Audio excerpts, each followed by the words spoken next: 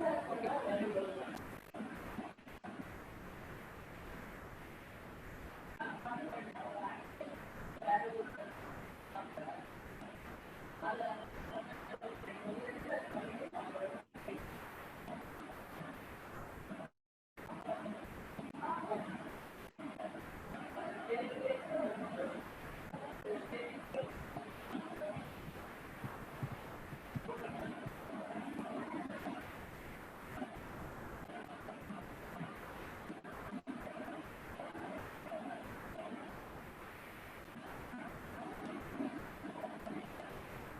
First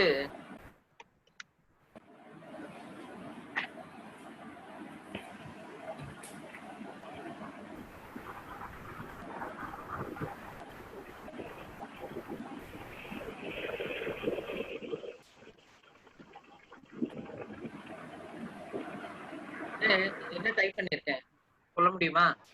தெரியுதா? What is accounting? What is What is accounting? நம்ம பார்க்க போறது accounting. What is accounting? Okay okay. இப்போ எந்த ஒரு டிரான்சாக்ஷன்னா என்ன?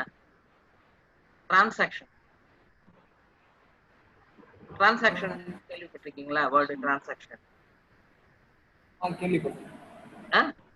கேள்விப்பட்டிருக்கியா?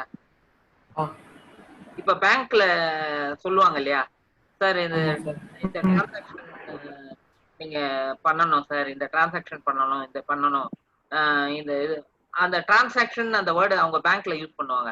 சார் அஸ் ஏ கஸ்டமர் நீங்க பேங்க் போனீங்கன்னா, சார் இந்த டிரான்சாக்ஷன்ல இந்த டிரான்சாக்ஷன் நீங்க நேற்று பண்ணீங்க, அதுக்கு கிரெடிட் வந்துடுச்சா, உங்க அக்கௌண்ட்ல செக் பண்ணிக்கோங்க சார், கிரெடிட் வந்துடுச்சான்னு சொல்லுவாங்க. இந்த டிரான்சாக்ஷன் பண்ணீங்க, அது என்னது டிரான்சாக்ஷன்? ப்ராசஸ் பேரு டிரான்சாக்ஷன். ஆக்சுவலா என்னன்னா, transaction it involves a monetary value. Okay, see, transaction it involves monetary aspect. Okay, so இப்போ ஒரு பொருள் நம்ம இது பண்றோம், ஒருத்தர் கிட்ட இருந்து வாங்குறோம், அப்போ வாங்கும்போது அது ஒரு டிரான்சாக்ஷன் தான் இல்லையா? இது ஒரு பிசினஸ்ல நான் ஆல்ரெடி சொல்லியிருந்தேன் இல்லையா, ஞாபகம் இருக்கா? ஒரு டிரான்சாக்ஷன் நம்ம டிரான்சாக்ஷன்னா வாட் இன்வால்விங் மானிட்டரி. இதுல இப்போ ஒரு இது பர்ச்சேஸ் பண்றோம், ஒரு ஐட்டம் ஒன்று பர்ச்சேஸ் பண்றோம் ஒருத்தர் கிட்ட இருந்து 2000, அப்போ என்ன, it's a transaction. Like that ஒரு இதுவும் மானிட்டரி இதுல இது நடக்கிறது டிரான்சாக்ஷன். ஸோ இந்த டிரான்சாக்ஷனை ப்ராப்பர் வே ஆஃப் ரெக்கார்ட் பண்ணும். என்ன பண்றோம்? Proper way of recording. So process of recording financial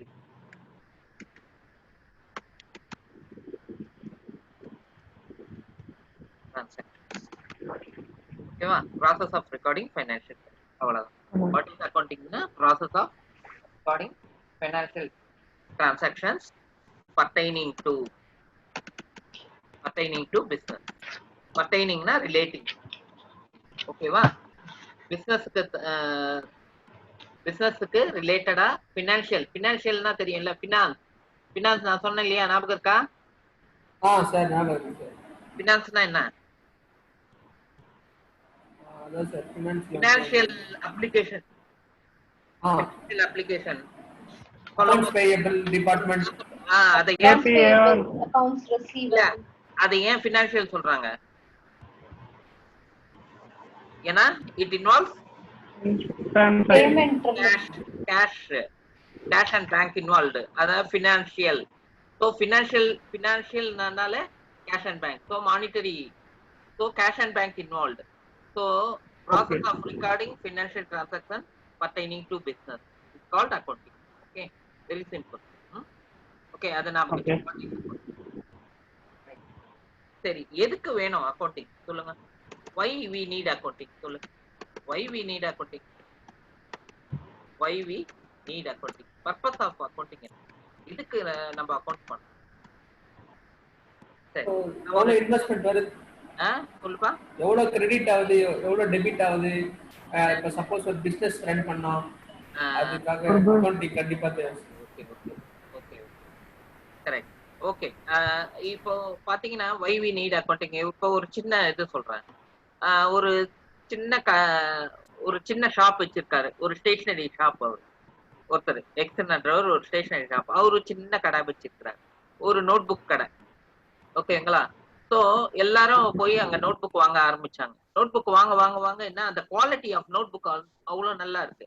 so எல்லாருமே அந்த கடைக்கு தான் போக ஆரம்பிச்சாங்க. நோட் புக் வேணும்னா அந்த கடைக்கு தான் போவாங்க. ஸோ ஒரு பீரியட் ஆஃப் டைம் அவருக்கு நல்ல அந்த நோட் புக் நல்ல சேல் ஆகுனோனே ப்ராஃபிட் நல்லா வந்தது. ஸோ நோட் புக்ல அவரு வித்த உடனே அவருக்கு என்னாச்சு, சரி இவ்வளவுதான் நம்ம இது பண்றோம் இல்லையா?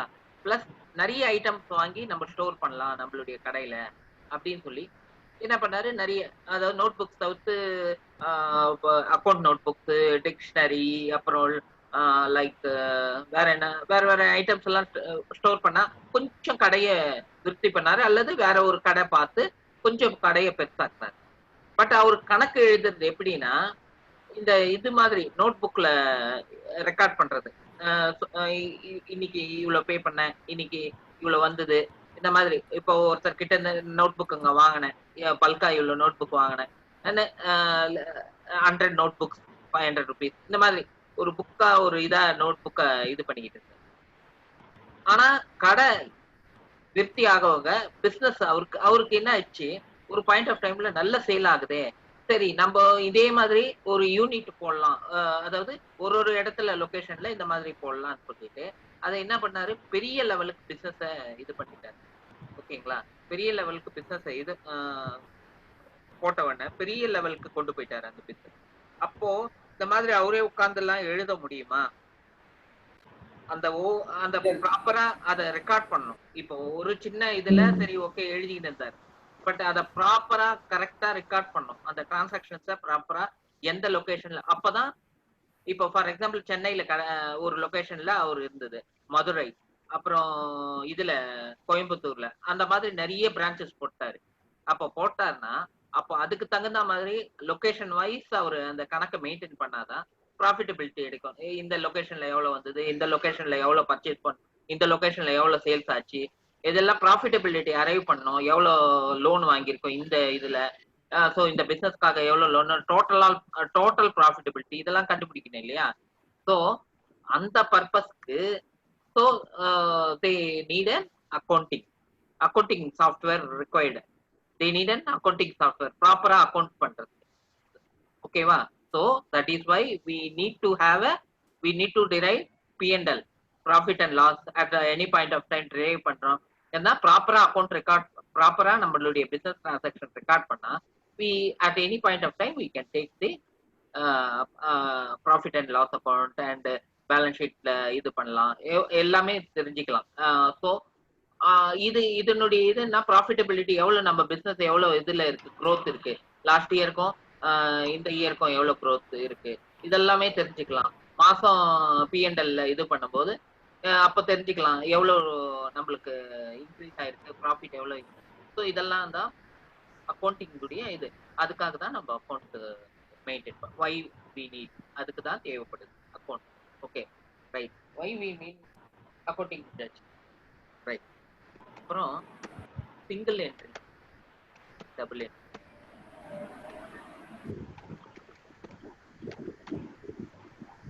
இப்போ இஆர்பி சிஸ்டம்ஸ் பாத்தீங்கன்னா, இப்போ இஆர்பி இல்ல எங்கேயுமே டபுள் என்ட்ரி தான் they are maintaining. Double entry system தான் தே ஆர் மெயின்டைனிங். ஆனா ப்ரீவியஸா அதாவது கிட்டத்தட்ட ஒரு 80, 90, 100 வருஷத்துக்கு ரொம்ப பழைய காலத்துல எல்லாம் சிங்கிள் என்ட்ரி சிஸ்டம்னு மெயின்டைன். அது என்னன்னா ஒரு ஒரு புக்ல இப்போ பர்ச்சேஸ் பண்ணது, சப்போஸ் ஒரு 100 நோட் புக் பர்ச்சேஸ் பண்ணது, அந்த 100 நோட் புக் இங்க எழுதிடுவாங்க. 100 notebook purchase, like they will write it. இந்த மாதிரி 100 நோட் புக். ஓகே. அப்புறம் 100 நோட் புக் பர்ச்சேஸ் பண்ணோம். இந்த மாதிரி ஒரு இதுல இப்போ இப்படி எழுதிடுவாங்க. வரவு செலவு கணக்கு மாதிரி ஒரு ஒரு ப்ராப்பரா யார்கிட்ட இருந்து பர்ச்சேஸ் அதெல்லாம் கிடையாது. 100 நோட் புக் பர்ச்சேஸ் பண்ணோம் ஒரு 5000 ரூபாய், அப்புறம் 200 நோட் புக் சேல் பண்ணோம், சரி ஓகே 10,000 ரூபாய்க்கு சேல் பண்ணோம். ஓகே இந்த மாதிரி எழுதி சரி அன்னைக்கு எவ்வளவு சேல் பண்ணோம், எவ்வளவு இது பண்ணோம், ஸோ அந்த மாதிரி ஒரு ரெக்கார்டா இது பண்ணாங்க. இது சிங்கிள் என்ட்ரி சிஸ்டம். இந்த சிங்கிள் என்ட்ரி சிஸ்டம்ல இது பேர் தான் சிங்கிள் என்ட்ரி சிஸ்டம். அதாவது 100 நோட் புக் வாங்கினேன், ஓகே எக்ஸ்பென்ஸ் 5000 ரூபாய், 200 நோட் புக் சேல் பண்ணோம் 10,000 ரூபாய். இந்த மாதிரி ஒரு எக்ஸ்பென்ஸா ஒரு இதா எழுத கேஷ் ஒருத்தருக்கு பே பண்ணோம், கேஷ் ரமேஷ் பே பண்ணோம், ஓகே 2000. அப்புறம் இவனுக்கு சேலரி யாருக்கு பே பண்ணோம், சேலரி ஒருத்தருக்கு பே பண்ணோம், ஜோன்ஸ் அவருக்கு பே பண்ணோம், ஸோ 200. ஸோ இந்த மாதிரி ரெக்கார்ட் பண்றாங்க. இதெல்லாம் என்னது சிங்கிள் என்ட்ரி இது, ஓகேவா? ஸோ இது டாக்ஸ் அத்தாரிட்டிஸோ கம்பெனி ஆக்ட்லயோ எந்த ஒரு இதுலயும் அக்கௌண்டிங் ஸ்டாண்டர்ட்ஸே கிடையாது. யாரும் இதை எடுத்துக்க மாட்டாங்க. ஈவன் ஐடி கம்பெனிஸ் ஆக்ட் எல்லாரும் இதை எடுத்துக்க மாட்டாங்க. ஏன்னா இது ப்ராப்பர் வே ஆஃப் இது கிடையாது, single entry system. Okay, so இதுலயும் இந்த மாதிரி அக்கௌண்டிங்ல பாத்தீங்கன்னா ஒரு ப்ராஃபிட்டபிலிட்டி கிடையாது. இது தோராயமா ஒரு இதுதான். ஆக்சுவல் ப்ராஃபிட் ஆக்சுவல் லாஸ் இதுல கண்டுபிடிக்கிறது ரொம்ப இது.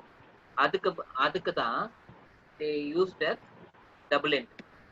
டபுள் என்ட்ரியில என்ன சொல்றாங்கன்னா, டபுள் என்ட்ரி சிஸ்டம்ல ஒரு transaction it will have a debit ரெண்டு ஆஸ்பெக்ட் இருக்கும். Will have a debit as well as a corresponding credit. ஒரு டெபிட் இருந்தா ஒரு கிரெடிட். ஓகேவா? ஃபார் எக்ஸாம்பிள் ஒரு இது X and Co company, salary paid to Durai, salary paid to Durai, salary pay பண்ணு, salary paid to Durai through bank 5,000 rupees or 15,000 rupees. Okay, இப்போ இதை என்ன பண்ணுவாங்கன்னா, இது இந்த மாதிரி இருக்கு. ஸோ இதை என்ன பண்றோம், they will record the transaction in double entry சிஸ்டம்ல ரெக்கார்டிங். ஸோ இந்த டிரான்சாக்ஷன் இருக்கு இல்லையா, இது நம்ம இப்படி சொல்றோம் salary paid to Durai. But இதை என்ன பண்ணுவாங்க, they will record it in form of journal சொல்லுவோம். transaction are recorded in the journal. It's a prime book of entry. முதல் ஃபர்ஸ்ட் ஸ்டெப் இத ஜேர்னல்ல ரெக்கார்ட் பண்ணுவாங்க. எப்படி ரெக்கார்ட் பண்ணுவாங்கன்னா, salary first date, then date இருக்கும், தென் லெட்ஜர் ஃபோலியோன்னு இருக்கும், then particulars debit and credit சொல்றேன் பாருங்க. ஸோ salary account data,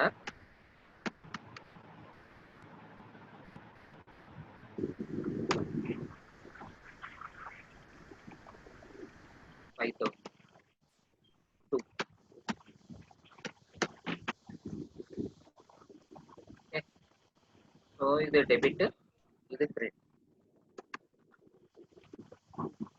ஓகேங்களா?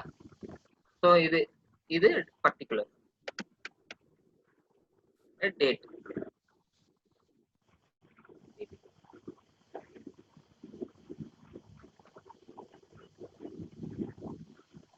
ஓகேவா? Date, then ledger folio number, debit credit. So இங்க பாருங்க, salary account data to bank, ரெண்டு ஆஸ்பெக்ட் இன்வால்வ் இல்லையா? இதே கேஷா பே பண்ணா கேஷ் அக்கௌண்டிங். ஓகே, ஓகேங்களா? இது டபுள் என்ட்ரி இது. So 2 aspects involved, one is debit, one is credit. ஓகேங்களா? ஸோ அதுதான் double entry. Every transaction will have a debit and credit. சரி, இப்போ இதுல அக்கௌண்ட்ஸ்ல different types of accounts. என்னன்னா assets, liability,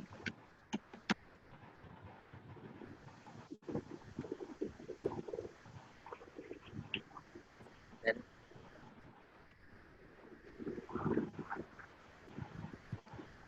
இது 5 இருக்கு, different types of accounts. ஓகேங்களா? இந்த அக்கௌண்ட்ஸ், இந்த 5 இருக்கு பாத்தீங்களா, இந்த 5ம் இப்போ ERP ல ஹலோ சார் சொல்லுங்க சார். கேக்குதுங்களா? கேக்குது சார். ரைட்.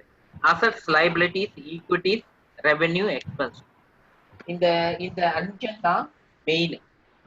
இந்த அஞ்சு இந்த டிரான்சாக்ஷன் நடக்குது இல்லையா, ஒரு transaction, every transaction every financial transaction relating to business is coming under this types of account. இந்த டைப் ஆஃப் அக்கௌண்ட்ஸ்க்கு டேக் பண்ணிடுவாங்க. டேக்னா அத அசைன், அதாவது அதோட இது ரிலேட் பண்ணிடுவாங்க. என்ன சொல்றது, அதை அட்டாச் பண்ணிடுவாங்க.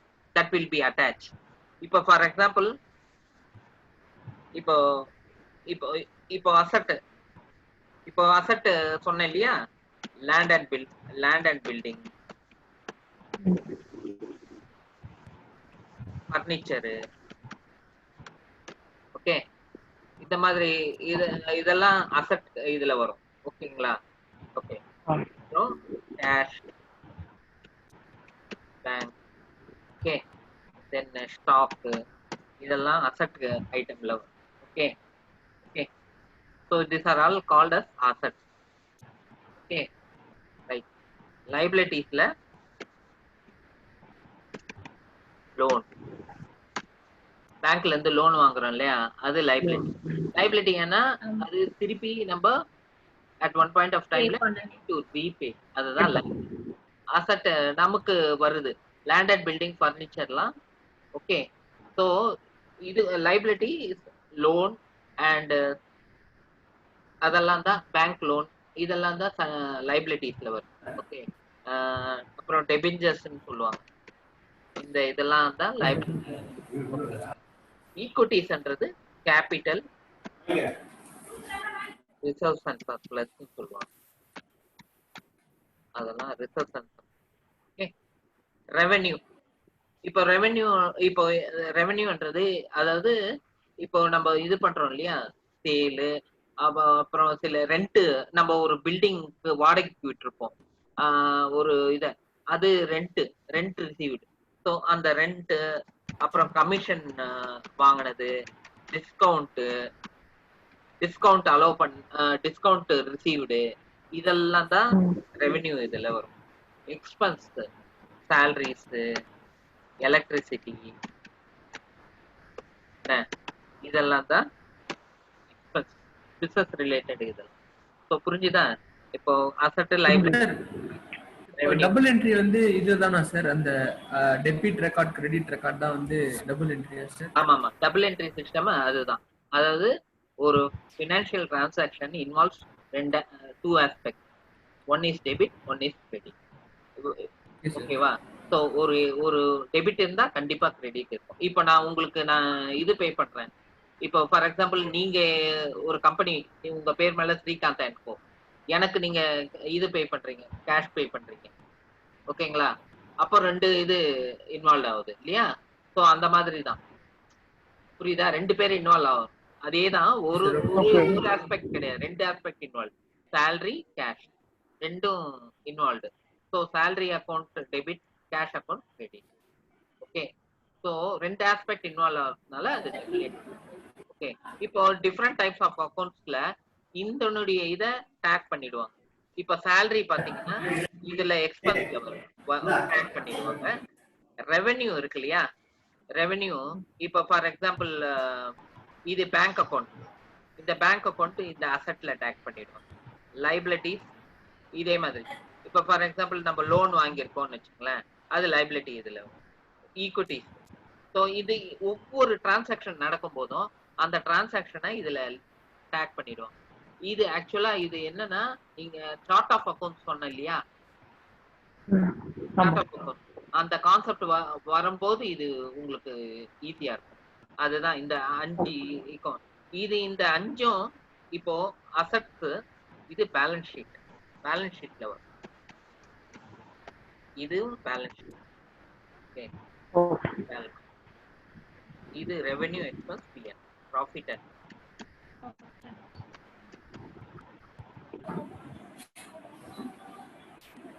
இது P&L. இது மூணும்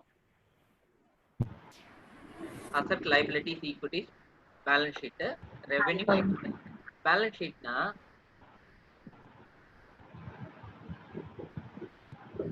ஹலோ சொல்லுங்க சார்.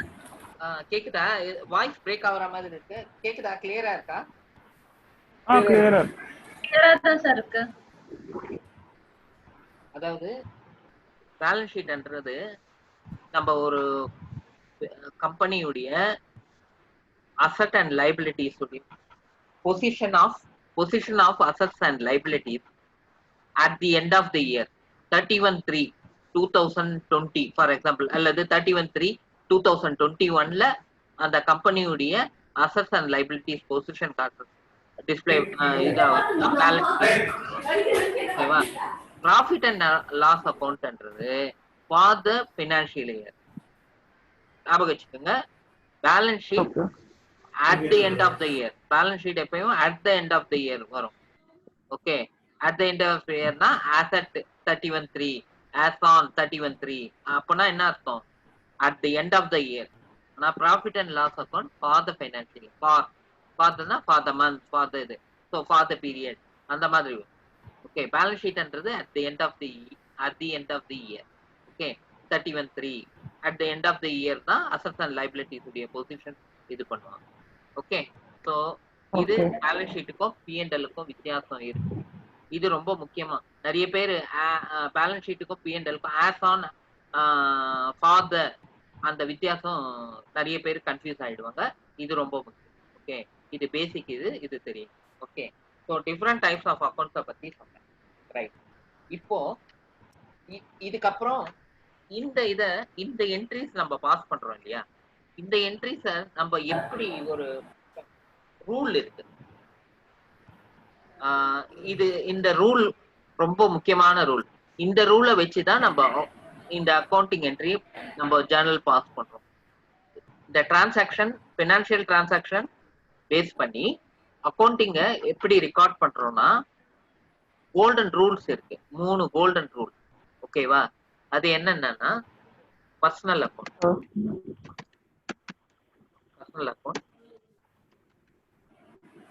ரியல் அக்கௌண்ட்,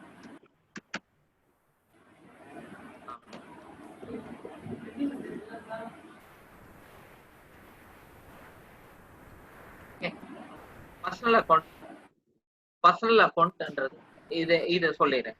பர்சனல் அக்கௌண்ட்ல debit the receiver,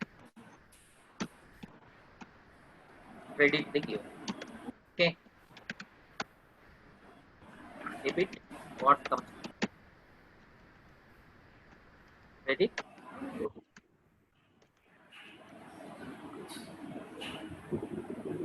debit all expenses and losses, credit all incomes and gains. ஓகேங்களா? இது மூணும் ரொம்ப முக்கியம். இதுதான் கோல்டன் ரூல் ஆஃப் அக்கௌண்டிங். இது பேர் என்ன? Golden rule of accounting. எல்லாமே இந்த பேஸ் பண்ணி தான் இந்த அக்கௌண்டிங் பாஸ் ஆகுது. இது ரொம்ப முக்கியம். இதை வச்சுதான் நம்ம அக்கௌண்டிங் என்ட்ரி பாஸ் பண்ணணும். ஸோ இந்த ஆஸ்பெக்ட் நல்லா தெரியணும். இது debit the receiver, credit the giver, debit what comes in, credit what goes, debit all expenses and losses, credit all income. இது ஒரே அக்கௌண்ட்ல ரெண்டு ஆஸ்பெக்டும் வரும் இல்லையா? ஒரு அக்கௌண்ட்ல ஒரு ரூல்ல ஒரு இது வரும், டெபிட் வரும், இன்னொரு ரூல்ல இன்னொரு கிரெடிட் வரும். ஸோ மாறியும் வரலாம். இப்போ ஃபார் எக்ஸாம்பிள் ஒரே ஒரு எக்ஸாம்பிள் சொல்றேன் பாருங்க. சேலரின்றது நமக்கு எக்ஸ்பென்ஸ், கம்பெனிக்கு எக்ஸ்பென்ஸ்.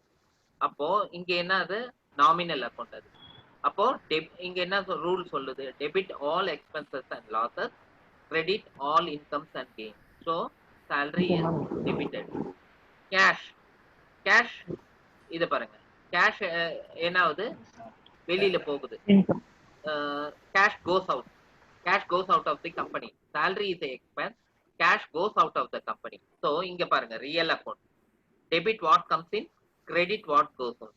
So இப்போ என்ன? இப்போ பாத்தீங்கன்னா salary என்ன account? salary will be coming under nominal பொருள். nominal.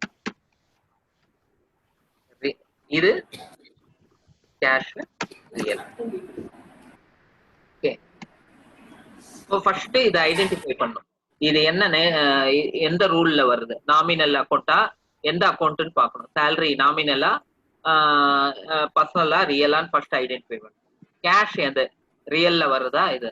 ஸோ அது ஃபர்ஸ்ட் ஐடென்டிஃபை பண்ணிட்டு அதுக்கப்புறம் அந்த ரூல் என்ன சொல்லுது, நாமினலுக்கு என்ன ரூல், ரியலுக்கு என்ன ரூல், கரெக்டா நம்ம ஐடென்டிஃபை பண்ணாலே கரெக்டா நம்ம இந்த என்ட்ரி பாஸ் பண்ணலாம்.